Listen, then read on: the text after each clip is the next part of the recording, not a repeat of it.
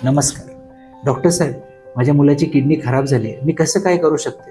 माझ्या दोन्ही किडन्या देऊ शकते का? त्याला एकच किडनी लावावी लागेल का 2 किडन्या लावाव्या लागतील? या सर्व प्रश्नांची उत्तरं जाणून घेऊया केअर रेनेसन्स हॉस्पिटल नाशिक येथे. मी डॉक्टर अनिरुद्ध शांताराम ढोकरे, नेफ्रोलॉजिस्ट व ट्रान्सप्लांट फिजिशियन. तर ज्यावेळेस एखाद्या व्यक्तीची किडनी निकामी होते किंवा खराब होते त्याला क्रोनिक किडनी डिसीज असं म्हणतात. या आजारामध्ये ज्यावेळेस किडनीची कार्यक्षमता 20% खाली जाते त्यावेळेस त्याला डायलिसिसची गरज पडते व अशा पेशंट्सला आम्ही किडनी प्रत्यारोपणाचा सल्ला देतो. किडनी प्रत्यारोपण म्हणजे जो देणारा आहे, जो ज्याला आपण डोनर म्हणतो, हा आपली एक किडनी दान करून आपण रेसिपिएंटमध्ये हे किडनीचं प्रत्यारोपण करत असतो.